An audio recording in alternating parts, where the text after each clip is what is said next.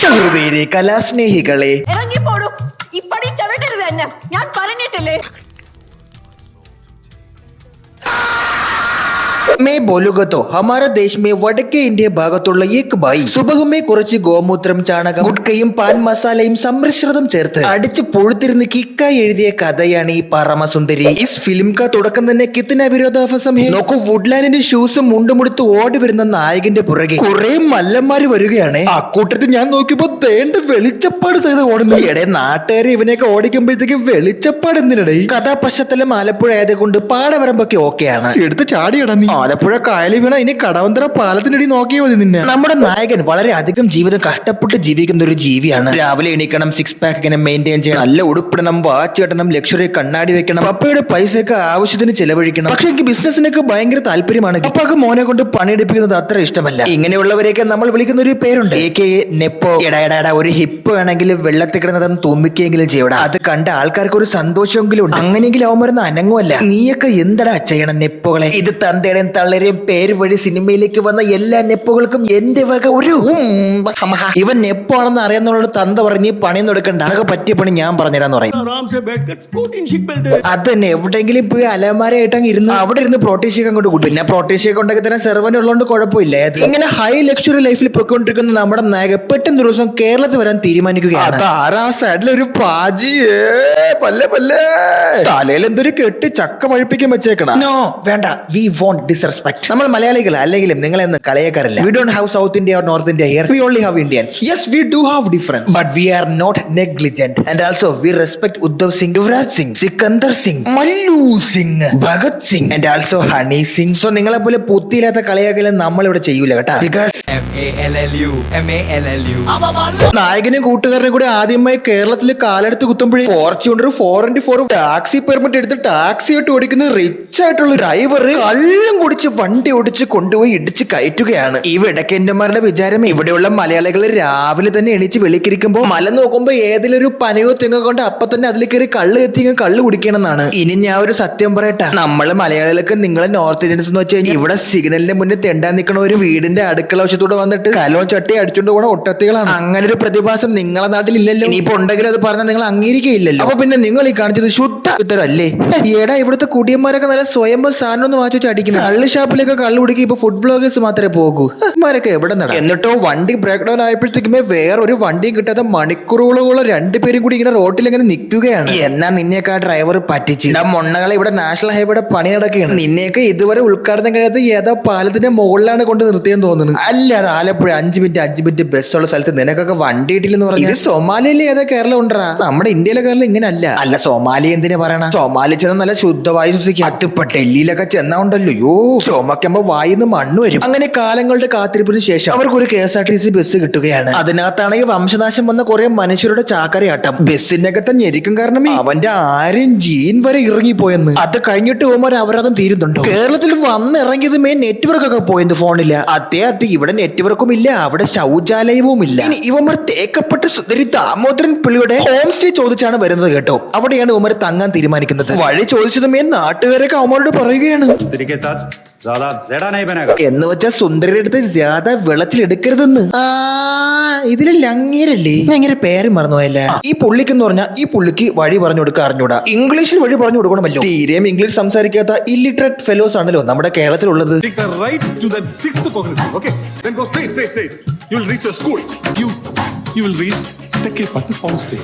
ഇതിനെപ്പറ്റി ഞാൻ എന്താണ് പറയേണ്ടത്? ശരിക്കും നമ്മൾ മലയാളികൾ ആക്ച്വലി വന്നാൽ ഒരുപാട് ഇംഗ്ലീഷ് അങ്ങനെ സംസാരിക്കുന്ന ആൾക്കാരല്ല. നല്ല വിവരവും വിദ്യാഭ്യാസവും ഒക്കെ ഉണ്ട്, പക്ഷേ ലാംഗ്വേജ് വൈസ് നമ്മൾ കുറച്ച് പുറകിലോട്ടാണ്. അത് ഞാൻ പറയും. നമ്മൾ ഹിന്ദിയും അധികം അങ്ങനെ സംസാരിക്കുന്ന ആൾക്കാരല്ല. ബട്ട് ഇപ്പോൾ ഗൾഫിലൊക്കെ പോയിട്ട് വരുന്നവർ ഹിന്ദിയും അറബിക്കും ഇംഗ്ലീഷും ഒക്കെ അനായാസം പറയുന്നവരുണ്ട്. ഇല്ലെന്ന് ഞാൻ പറയുന്നില്ല. എങ്കിലും പൊതുവെ ഇംഗ്ലീഷിനോട് പണ്ടേ നമുക്കൊരു വിരസതയുണ്ട്. അത് സത്യമല്ലേ? എനിവേസ് അങ്ങനെ അവസാനം നമ്മുടെ നായകൻ ഹോം സ്റ്റേയിൽ എത്തുകയാണ്. അവിടെ അതായിരിക്കുന്നു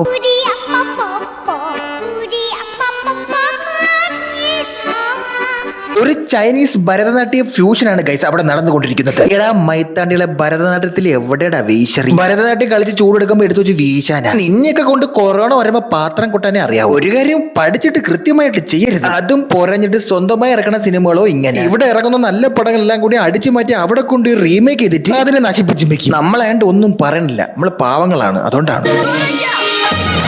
ഇറങ്ങിപ്പോടും. ഇപ്പടി ചവിട്ടരുത് തന്നെ, ഞാൻ പറഞ്ഞിട്ടില്ലേ. പറഞ്ഞിട്ടില്ലേ? ചവിട്ട് പഠിക്കല്ലേ, ഇവളെ മോന്തക്കിട്ടാണ് കൊടുക്കാനുള്ള കൊരങ്ക നിറഞ്ചി പോടുന്ന. ഇവളെ വായിക്കാത്ത ഗൂഗിൾ ട്രാൻസ്ലേറ്റ് ഇട്ട് കൊടുത്താലും ഇവള് പറയണ മലയാളം മറാഠിയായിട്ട് തോന്നുള്ളൂ. അത്രയ്ക്ക് വൃത്തിയായിട്ട് മലയാളം. തേക്കപ്പെട്ട സുന്ദരി മലയാളിയാണ് അത്രയും മലയാളി. കക്കൂസി പോകുമ്പോഴും മുല്ലപ്പൂവും വാക്കത്തിയായിട്ട് പോണ ഒരു പെണ്ണ്, പിന്നിയിട്ട മുടി, പ്ലാസ്റ്റിക് സർജറി ചെയ്ത മോന്ത, ലിപ്സ്റ്റിക് ഇട്ട് മുല്ലപ്പൂ മൂക്കുത്തി ഇട്ട് കഴിഞ്ഞാൽ മലയാളി പെണ്ണാവടാ പന്ന. Actually ना यहाँ 2 दिन पहले तूफान आया था. Big like thunderstorm. Internet പോയി. അവിടെ വലിയൊരു തൂഫാൻ വന്നപ്പോ ഇന്റർനെറ്റ് പോയെന്ന്. ഇടിയും മഴയും വരുമ്പോഴത്തേക്കും കറണ്ട് പോയെന്ന് പറഞ്ഞാൽ കൊള്ളായിരുന്നു. ഇന്റർനെറ്റ് പോയെന്നൊക്കെ പറഞ്ഞ അത് కొంచెం ഓവർ തന്നെ. BSNL ആയിരിക്കും. ഇനിയിപ്പോ അതാണെങ്കിൽ എന്റെ ഓഫീസൊക്കെ നോർത്ത് ഇന്ത്യയിലാണ്. ഞാൻ ഒന്ന് മോദി വിളിച്ച് പറട്ടെ ശരിയാക്കി തരാൻ. ഓക്കെ. അമ്മോ തേക്കപ്പെട്ട ഒരു താഴെ ഇരുന്ന് അമ്മൂന്ന് നീട്ടി വിളിക്കുമ്പോ അവളെ അനിയത്തി കോണിപ്പിടിയിൽ പ്രത്യക്ഷപ്പെടും. ഇനി നായകൻ ബെഡ് എത്ര കംഫർട്ടബിൾ അല്ല, കുറച്ചുകൂടി നല്ലൊരു മാട്രസ് കിട്ടുമെന്ന് ചോദിക്കുമ്പോഴേ നടു നിവർത്താൻ ബെസ്റ്റ് പരമ്പാണ് അത്രേ. എടാ നിങ്ങളിത് എന്തൊക്കെയാടാ കാണിച്ചു വെച്ചേക്കണത് ഇതിനകത്ത്? ആ മുംബൈയിലേക്ക് ചെന്ന കക്കൂസിലത്ത് ഒറ്റ മുറിയിൽ 30 പേരൊക്കെയാണ് താമസിക്കണം. അവിടെ ഉള്ളവരൊക്കെ ഇവിടെ വന്ന് പരമ്പ് പോകാൻ കാശില്ലാത്തോണ്ട് തോർത്ത് വിരിച്ചാണ് റോട്ടിൽ കിടന്ന് ഉറങ്ങണ. നീയൊക്കെ ഇതുവെല്ലാം കണ്ടിട്ടാണ് മലയാളികളും കേരളത്തിലുള്ളവരും പരമ്പരിച്ചാണ് കിടന്ന് ഉറങ്ങണെന്നൊക്കെ പറഞ്ഞ് സിനിമയിൽ കാണിച്ചു വെച്ചേക്കണം. എടാ സ്വന്തം മൂക്കിന് താഴെ ഇരിക്കണ രോമോങ്കിലും ഒന്ന് എണ്ണി തിട്ടപ്പെടുത്ത്. ഓ ഐം സോറി ഗൈസ്, ഇവരെല്ലാം ഇസ്തിരി മൂഞ്ചികളാണ്. ഇവർ താടി മീശ വെക്കാറില്ലല്ലോ. അല്ല ഈ സിനിമയിൽ ഇവിടെയും കട്ട മീശയും താടി വെക്കണ കണ്ടില്ല. അതിന് റെഫറൻസ് കൂടി ആകായിരുന്നല്ലോ. പിന്നെ ഈ നാട്ടില് മൊബൈലിന് റേഞ്ചേ ഇല്ലത്രേ. തെങ്ങിന്റെ മുകളിൽ കയറി നിന്ന് കോൾ ചെയ്യുന്ന ഒരു മനുഷ്യൻ, അതുകൊണ്ട് കൗതുകപ്പെടുന്ന നായകൻ. എടാ ഇവിടെയൊക്കെ പണിയെടുക്കണ ഏതെങ്കിലും ഹോട്ടലില് ബംഗാളി എടുത്തെങ്കിലും ഒന്ന് റെഫറൻസ് ചോദിച്ചുവിടായിരുന്നാണ്. അവന്മാര് പറഞ്ഞു തരുന്നില്ല കേരളത്തെ പറ്റി. പോരാഞ്ഞിട്ടും ഇവിടെ ഭയങ്കര കൊതുവാണെന്ന്. അല്ല അത് കൊച്ചി ഭാഗം ആലപ്പുഴ ഭാഗത്തൊക്കെ പോയ ചിലപ്പോ കൊതുവൊക്കെ കടിയും കേട്ടാ, അത് സത്യം. അങ്ങനെ ചുമന്ന ടീഷർട്ടും ഷോർട്സും ഷൂസും ഒക്കെ ഇട്ട് രാവിലെ ജോഗിങ് ഇറങ്ങുന്ന നായകനെ ഒരു സ്ത്രീ വന്ന് മുട്ടുകയാണ്. Okay.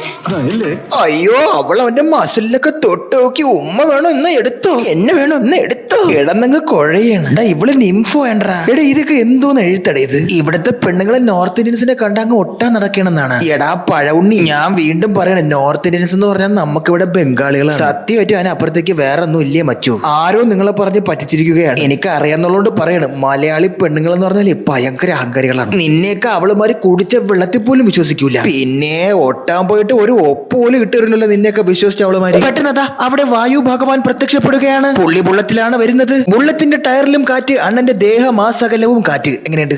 എടാ നിന്നെ നാട്ടുകാരി പിടിച്ച് നിർത്തിയില്ലെങ്കിലും അത്ഭുതമുള്ളൂ. ഒരു ചുമന്ന ഫ്ലൂറസിന്റെ ടീഷർട്ട്, പണ്ട് 2000 കാലഘട്ടത്തിൽ വെയിലുള്ളവരൊക്കെ സഹീർക്കാൻ വെച്ച കണ്ണാടി എടുത്ത് മോന്ത വെച്ച് ചെവിയില് ബ്ലൂടൂത്ത് ഹെഡ്സെറ്റും കുത്തിക്കെട്ടി നീല നിക്കർ വിട്ട് ടൗണിൽ കിടന്ന് ഓടിക്കഴിഞ്ഞാൽ പിന്നെ ആൾക്കാർ പിടിച്ച് നിർത്തൂലേ?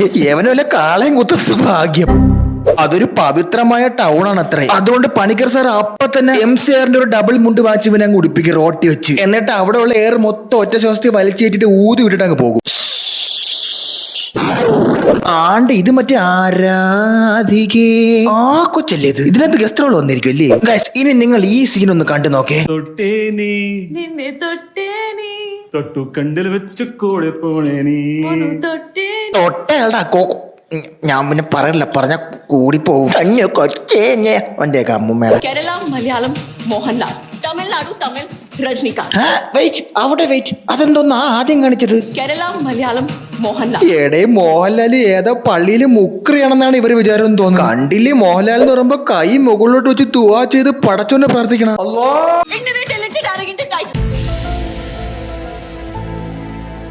പിന്നെ നമ്മുടെ തേക്കപ്പെട്ട സുന്ദരി ഒരു മലയാളി പെൺകുട്ടിയാണല്ലോ. കേരളത്തിലാണെങ്കിൽ ആവശ്യം പോലെ തെങ്ങും. സോ ഇവിടുത്തെ പെൺകുട്ടികളെല്ലാം മരം കയറികളായിരിക്കണം. നിശ്ചയമായും അവർക്ക് മിനിമം ഒരു തെങ്ങെങ്കിലും കയറാൻ പറ്റണം. അമ്മോ ഇതുപോലെ ഏതെങ്കിലും മലയാളി പെണ്ണുങ്ങൾ ഇവിടെ തെങ്ങിന്റെ മുകളിൽ ഇങ്ങനെ കപ്പിയിരിക്കണ കണ്ട അത് കണ്ട പയ്യന്മാരെ അപ്പ തലയിറങ്ങി വീഴും. ഒരു തേങ്ങ മാത്രം കുടുംബത്തിന് പുറത്താക്കി അവക്ക് വെട്ടാൻ വേണ്ടി കുടുംബകലഹം ഉണ്ടാക്കി മാറി തേങ്ങയായിരിക്കും അത്. സുഹൃത്തുക്കളെ, വായു ഭഗവാൻ ഇതിനകത്ത് കളരി ആശാനാണ്. അദ്ദേഹത്തിന്റെ ഏർത്തനാടൻ കളരിയിൽ നായികയും കൂടി വരികയാണ്. എന്നിട്ട് ഇന്നേ വരെ ജീവിതത്തിൽ വെള്ളം അടിച്ച് പിടുത്താവിന്റെ വാള് പോലും കാണാത്ത നായകനെ 30 വർഷം ഒറ്റയ്ക്ക് നിന്ന് കളരി പഠിച്ച ഒരുത്തനെ ഉറമയും പരിചയമൊക്കെ എടുത്ത് കറക്കി തോപ്പിക്കുമെന്ന്.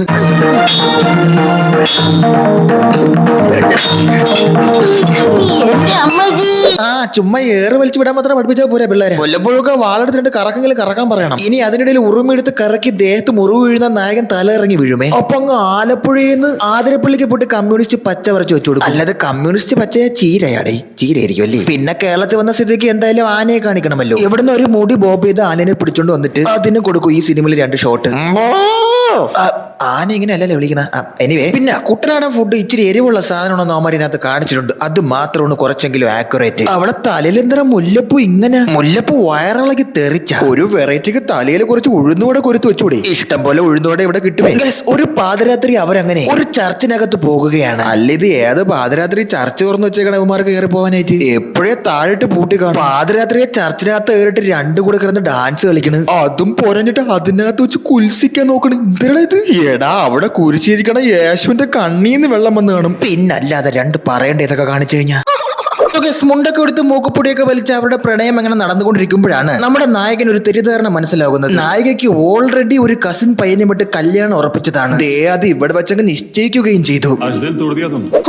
തലയിൽ മുൽക്കീരുടെ അടുത്ത് തിരിച്ചു വെച്ചേക്കണല്ലോ. പിന്നെ ഉണ്ടല്ലോ ഗൈസ്, ആ നാട്ടിൽ നടത്തുന്ന ഒരു ഒളിമ്പിക്സ് പരിപാടി ഉണ്ട്. ഒളിമ്പിക്സ് എന്നൊക്കെ പറഞ്ഞു കഴിഞ്ഞാൽ സ്പൂണിൽ നാരങ്ങയും കൊണ്ട് ഓട്ടം. ഇത്രയും വലിയ ബജറ്റ് ഉണ്ടാക്കി ഇത്രയും വലിയ സിനിമ നീയൊക്കെ എടുത്തിട്ട് നിനക്കൊക്കെ വടംവലി കാണിച്ചുവിടുന്നടാ. അതെങ്ങനെ പറ്റും? നിന്നെ കൊണ്ട് ഇതല്ലേ പറ്റും. വടം വലിക്കണമെങ്കിൽ നല്ല ചങ്കൂറ്റം വേണം. അങ്ങ് വടക്കേന്റെ വടാപ്പാവം കഴിച്ച് ഇവിടെ ഒന്ന് വടം വലിച്ച നടു ഒടിഞ്ഞ് കിടക്കും. ചുമ്മാ ഒരു സർക്കാസായിട്ട് എടുത്താൽ മതി അത്. ഇത്രയും നേരമായിട്ട് ഇത് എന്തുകൊണ്ട് നടൻ ചെയ്തില്ല എന്ന് ഞാൻ ആലോചിച്ചതേ ഉള്ളൂ. ഈ സിനിമയിലെ നായികയുടെ തലയിലെ മുല്ലപ്പൂ നാറാണത്തെ ഭ്രാന്തിന്റെ കാലിലെ മന്ത് പോലെയാണ്. എപ്പോ നോക്കിയാലും കാണും. എന്ത് ചെയ്താലും പോകില്ല. ഏതെങ്കിലും ഒരു പൊസിഷനിൽ എപ്പോഴും മാറി മാറിയിരിക്കും. വരൂ ഗൈസ്, കുറച്ച് ഭരതനാട്യമാവാം. അങ്ങനെ അവരുടെ കല്യാണ തലേ ദിവസം വന്നെത്തുകയാണ് ഗൈസ്. അപ്പൊ എന്ത് ചെയ്യണം? നിർബന്ധമായിട്ട് ഇവിടെ ഡാൻസ് കളിച്ചിരിക്കണം. നീ എന്താ ഒന്നു കാണിക്കണം അടുത്ത്? ഈടാ അവളെ കല്യാണമാണ് നാളെ. തൊട്ടപ്പുറത്ത് അവളെ കെട്ടാൻ പോണു. അല്ലതിന് അവക്കൊരു ബോധം വേണ്ടേ? സ്വന്തം കല്യാണത്തിന് വന്നിന്ന് ഐറ്റം ഡാൻസ് കളിക്കണം എന്നൊക്കെ പറഞ്ഞു കഴിഞ്ഞാൽ ഒരു വല്ലാത്ത സുന്ദരി എന്നെ കൊച്ചേ നീ. ഇനി ദേണ്ട, നിങ്ങൾ ഈ സീനൊന്ന് ശ്രദ്ധിക്കൂ. ഇതിനെ നല്ല ഉഗ്രനായിട്ട് മൂർച്ഛിച്ച് നിൽക്കുകയാണ്. ഇപ്പൊ പിടിച്ച ഏതെങ്കിലും കോഴി കൂട്ടിക്കൊണ്ട് അടച്ചുകഴിഞ്ഞാൽ മുട്ടയിടും. സ്ക്രിപ്റ്റ് റൈറ്റർ നീ കുറച്ച് ഫയറൊക്കെ വായിക്കണ കുറെ കേട്ടാ. നിന്റെ എഴുത്തിലും അത് കാണാം. ഗൈസ്, നമ്മുടെ നോർത്ത് ഇന്ത്യയിലെ നായികമാരെല്ലാം കൂടി കേരളത്തിലെ ചുണ്ടൻ വള്ളം കളിക്ക് വേണ്ടി അങ്ങ് ഇറങ്ങുകയാണ്. എന്തായാലും നായികനെ വേറൊരുത്തം കെട്ടി ഈ കപ്പെങ്കിലും അടിച്ച് നാട്ടിൽ പോകാന്ന് ധരിച്ച് അവ അങ്ങ് ആഞ്ഞു തുഴയാൻ തുടങ്ങും. സാധാരണ രീതിയിൽ വള്ളം തുഴഞ്ഞിട്ടേ പോണില്ല എന്ന്. അതുകൊണ്ട് നമ്മുടെ നായകന് ഒരു പ്രത്യേകതര ഐഡിയ തോന്നും. ഒരു ഹിന്ദി പാട്ടങ്ങ് പാടുക. എടാ മരമുണ്ണകളെ, ഇവിടെ വള്ളം തുഴയുമ്പോ പാടാനായിട്ട് പാട്ട് സെപ്പറേറ്റ് അടുക്കിനടുക്കിനുള്ള നാടാണ്. ഇവിടെ വന്ന് ശ്വാസം പോലും നേരെ എടുക്കാറുണ്ട്. നീയൊക്കെ വന്ന് വള്ളവും തുഴഞ്ഞ് ഹിന്ദി പാട്ടും പാടി വള്ളം കളി ജയിച്ചെന്നാ. ഇങ്ങനെയൊക്കെ പാട്ട് പാടിയാലേ തുഴയുമ്പോ ഹൃദയം അങ്ങ് വായിക്കൂടെ വെളിയിൽ പോകും. അങ്ങനെ ഹിന്ദി പാട്ട് പാടി കപ്പടിച്ച നായക പിറ്റേന്ന് കല്യാണത്തിന് ഒരു തെങ്ങിന്റെ മുകളിൽ കയറി നായികയെ കൺവിൻസ് ചെയ്യാൻ നോക്കുകയാണ്. അത് റാഡോ വാച്ചൊക്കെ കയ്യിൽ കെട്ടി തലയിൽ ഡ്രൈവറൊക്കെ വെച്ച് അടിച്ച് മുടിയൊക്കെ ചീക്കി ഒതുക്കി മുകളിൽ കയറി സംസാരിക്കണം. തെങ്ങിന്റെ മുകളിൽ കയറി അപ്പിപ്പിടിച്ചിരിക്കണം. അങ്ങനെ കല്യാണം കഴിക്കാൻ നിന്ന പെണ്ണിനെ ഒരു ബംഗാളി അടിച്ചുകൊണ്ട് പോകാൻ പോണെന്ന് പറഞ്ഞ് നാട്ടുകാർ ഇവനെ എടുത്തിട്ട് ഓട്ടിക്കും. അങ്ങനെയാണ് സിനിമയുടെ തുടക്കത്തിൽ ആദ്യം കണ്ട പോലെ ഇവിടുത്തെ വെള്ളത്തിൽ ചാടണം. വെള്ളത്തിൽ വീണ നായകൻ നോക്കുമ്പോഴേ ഒരു വഞ്ചിയും തുഴഞ്ഞ് നായിക ഇങ്ങനെ വരികയാണ്.